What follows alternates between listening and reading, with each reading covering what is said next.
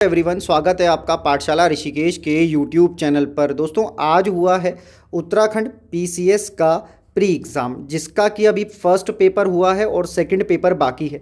PCS pre का ये exam है, जो जीएस फर्स्ट पेपर है वो कैसा आया है ये मैं आपको इस वीडियो में बताने जा रहा हूँ। ये पेपर उन सभी बच्चों को करना चाहिए जो आगामी Uttarakhand UK triple S C या यूके पीएससी की तैयारी कर रहे हैं।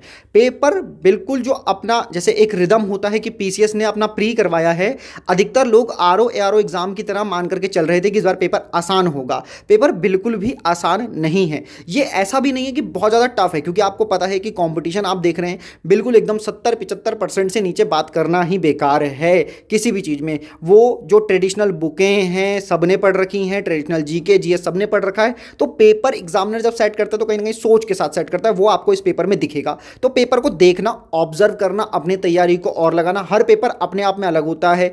ये परीक्षा है, इसकी परीक्षा है तो देखो, परीक्षा ही उसका नाम एग्जाम है भाई, तो टफ तो हो गई।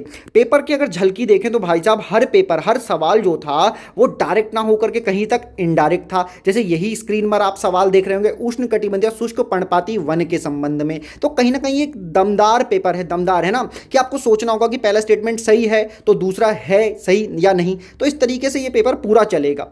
एक से एक सवाल है, बिल्कुल करंट अफेयर को एकदम प्रॉपर जगह दी गई है। और करंट अफेयर ये है कि करंट ना हमेशा डराता है, क्योंकि नाम उसका करंट अफेयर है, लगता है कि 6 महीने, लेकिन कभी कभी वो 6-6 महीने पुराना भी हो जाता है और उसमें से फिर एक पॉइंट को घुमाया जाता है। तो कॉन्सेप्चुअल क्वेश्चन की बाढ़ मुझे देखने को मिली इस पेपर में, जो मैं अपने अनुभव से आपको बता रहा हूं। कॉन्सेप्चुअल क्यों? क्योंकि फैक्चुअल तो हम पढ़ते ही आ रहे हैं, लेकिन आप देखेंगे जैसे यही 2 सवाल हैं, लेटराइट मिट्टी के बारे में सवाल है, इनमें से बताना है कि कौन सा कथन सही नहीं है। अब सही नहीं है कि बताने के लिए तो भैया खूब लड़ाई लड़नी पड़ेगी, क्योंकि 2-3 स्टेटमेंट तो सब बताते हैं कि सही है। उसके बाद क्या, कैसे गलत करोगे? उसी के ठीक सामने आप एक सवाल देखोगे जिसमें अपवाह प्रतिरूप बताया गया, अपवाह प्रतिरूप। अब इसको भी कॉन्सेप्चुअल है, तो बिल्कुल आपको देखना होगा कि कैसे करेंगे आप सभी। इसके बाद जैसे जैसे आप आगे जाएंगे, पूरा पेपर चाहे वो ज्योग्राफी का हो, कॉन्सेप्चुअल आया है, मतलब रुका नहीं पेपर एकदम, है ना। पॉलिटी से भी अच्छे सवालों को रखा गया। उत्तराखंड से, जो उत्तराखंड सबको लगता है कि हमने तो परीक्षावाणी रट ली, अब क्या ही आएगा, बीएस नेगी पढ़ ली, अब क्या ही आएगा, विंसर पढ़ ली, अब क्या ही आएगा। तो क्वेश्चन हैं, बुकों से ही हैं, लेकिन उनको सीधा सीधा ना लिख करके थोड़ा घुमा करके लिखा गया है। बड़ा ही अच्छा सवाल है, उल्टा धुर्रा दर्रा, बड़ा प्यारा, मतलब सवालों को, शब्दों को एकदम खेला गया है।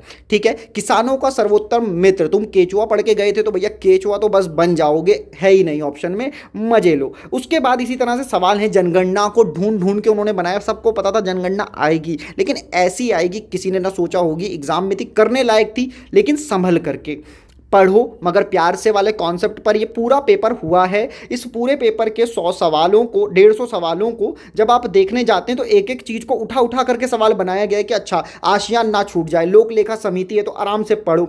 ठीक है। ये वाला सवाल अगर आप देखो तो मुझे लगता है कि ये काफ़ी डिफिकल्ट सवाल था, जिसको शायद छोड़ देना चाहिए था, कर देना चाहिए था जिसने डायरेक्ट पढ़ा होगा, क्योंकि कौन सा मेल नहीं खाती है, मतलब एकदम रट्टा हुआ होना चाहिए भाई, कब कौन सा ईयर था।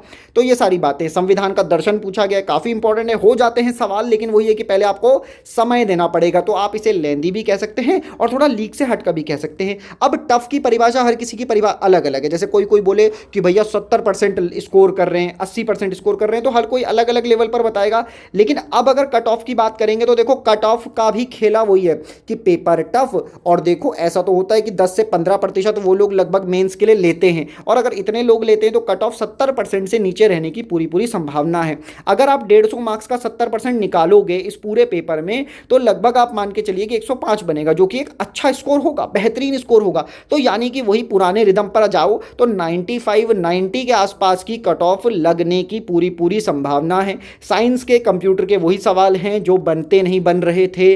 मजा आएगा जब आप इस पूरे पेपर को देखोगे। पीडीएफ अपन शेयर कर देंगे आप लोगों के साथ बिना रुके अपने टेलीग्राम चैनल पाठशाला ऋषिकेश के साथ। जल्दी इस पेपर की आंसर की भी आपको अपलोड की जाएगी। क्या पेपर है, जरा ध्यान से देखिए, एकदम प्यारा बनाया है। जो सोच नहीं सकते वैसा सोच करके इस पेपर को करना होगा, यही सच्चाई है। ऐसा नहीं है कि बुक से नहीं आया, लेकिन बुक से लिख करके उस क्वेश्चन को थोड़ा बड़ा, लेंदी और सोचने योग्य बनाया गया। तो ये थे वो 150 सवाल जो आप हमारे पीसीएस वाले इस पेपर में देख रहे हैं। अच्छा पेपर है, आरओ आरओ प्री समझ करके हल्का समझे थे, ये तो गलती कर बैठे हैं ना। पुष्पा वाला पेपर बना डाला इन्होंने, झुकेगा नहीं। ठीक है। तो भाई साहब एकदम बढ़िया पेपर है। क्या रहेगी कट ऑफ, जरा कमेंट सेक्शन में बता बता देना जब भी तुम इसको देखो, और तुमको ये पेपर कैसा लगा वो भी कमेंट सेक्शन में बता देना। वीडियो देखने के लिए धन्यवाद। आंसर की शाम को 4:30 बजे इसी चैनल पर आपको मिलेगी। वीडियो देखने के लिए धन्यवाद।